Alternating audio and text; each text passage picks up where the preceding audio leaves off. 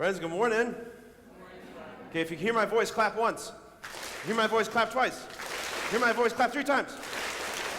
Okay, I remember being in 5th grade, and my 5th grade teacher, that's what she did, I feel like every 5 minutes. I had a very, very loud 5th grade class when I was back in school at Eastwoods Elementary. And my 5th grade teacher, Mr. Jones, he did that all the time, to get our attention, to get us to listen to him. I bet, I'm just going to guess, some of the teachers here do something like that in your classes. Is that true? Do they do something like that to get your attention? You're shaking your head? What is your thing? What do you do? Well, it's like Ryan will be like, you can hear me, put your hands on your head, or touch your nose. Okay, if you hear me, put your hand on your head. If you hear me, put your hand on your nose. Simon says, put your hands in the air. Simon says, put your hands down. Put your hands up. Oh, you're all out. All right, give me one more. Another teacher. Get me another teacher who does that. Something like that.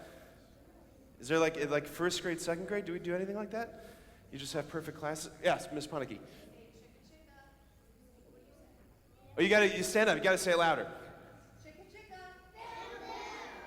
Oh, that was pretty good. Give them a round of applause. That was good. All right, so this is not a trick question. This is a very easy question. What are you using to hear my voice?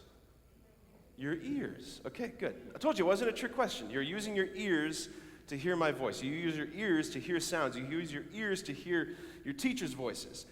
God has given us, He's built into our bodies this capacity to hear sounds, and it's amazing and fascinating with your ears. Just, if you don't think it's amazing, talk to someone who doesn't have good hearing. It's an amazing thing, our ears.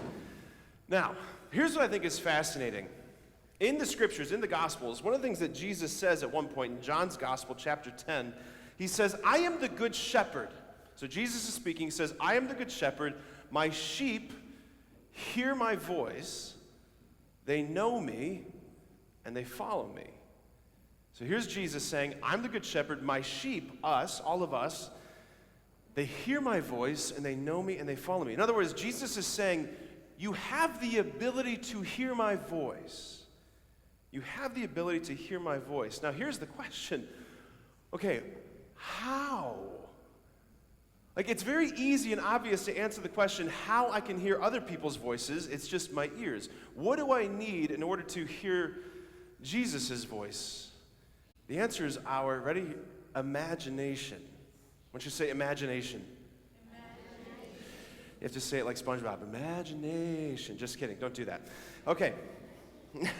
All of you are thinking it. Our imagination. I want to tell you one of my favorite stories about one of my favorite saints involving imagination. Okay, so Saint Joan of Arc, an amazing woman, an amazing saint. She was this young girl. She was basically a high schooler who led the French army against the English army. And she was eventually martyred, burned at the stake. Incredible, incredible woman. She was accused by the English of being a witch. They were saying, you are making all of this stuff up. Because Joan of Arc, she was experiencing these visions of Jesus, of St. Michael, and another saint named St. Margaret Mary. Joan of Arc was experiencing these conversations from heaven. She was hearing from heaven. And they said, you're making all of this up. This is all in your imagination. Joan's response, this is so important, listen.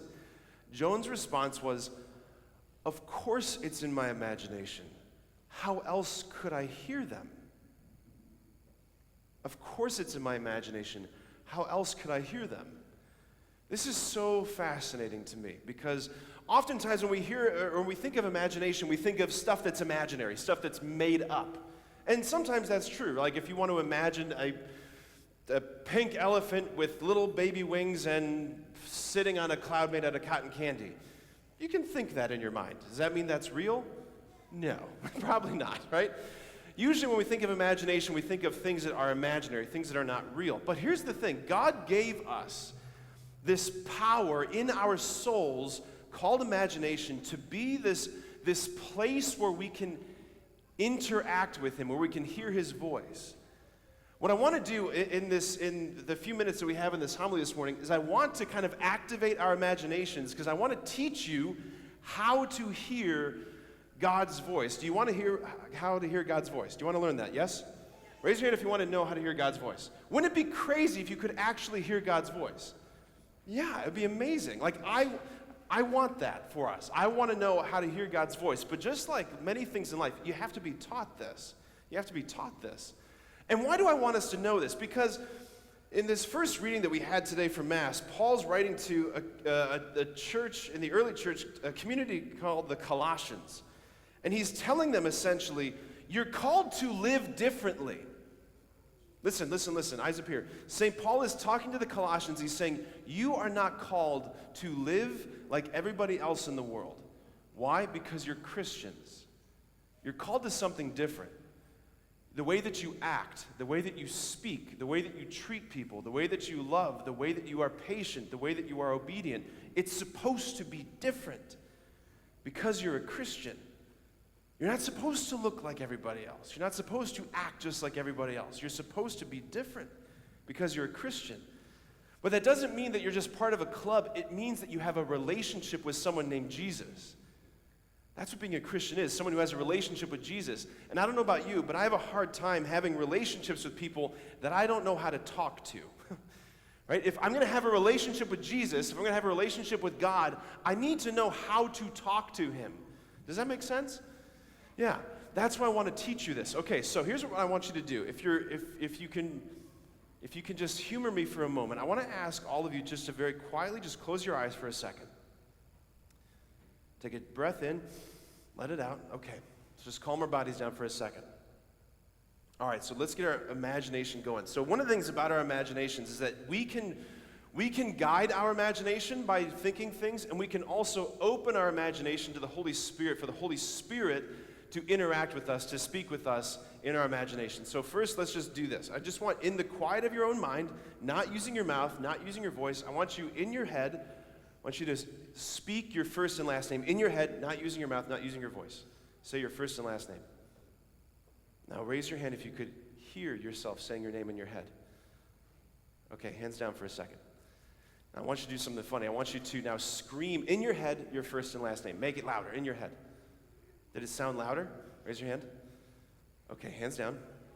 Okay, now I want you to imagine in your mind that it's your birthday. You've got this birthday party happening. There's all these people there. And someone brings over a birthday cake.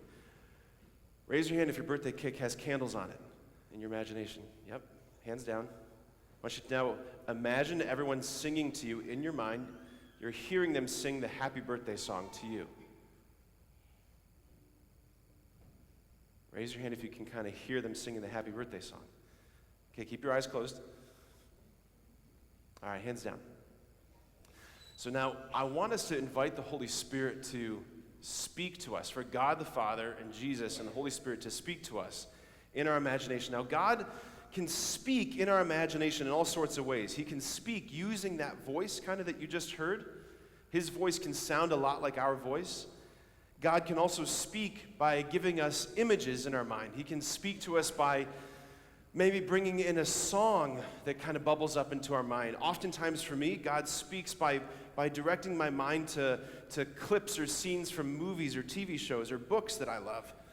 He speaks in all sorts of ways. Keep your eyes closed. Stay in this with me. I want us to pray quietly in our mind. I want you to say, in your mind, come Holy Spirit. Just in your mind, without using your voice. Come Holy Spirit. Come Holy Spirit. We're going to ask God the Father a series of questions. So in your mind, I want you to ask him the question, and I want you to pause and just listen. Right? So the first question, I want you to say, in your mind, Father, do you love me?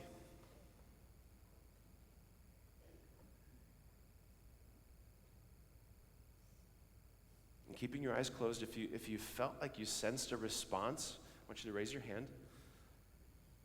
All right, keeping your eyes closed. Here's the next question I want you to ask the Father. You put your hands down. Father, what are your dreams for my life?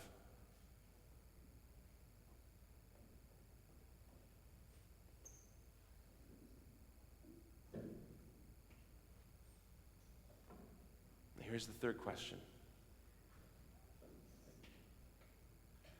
Father, what do you think of me right now? Make sure you're just listening in the silence.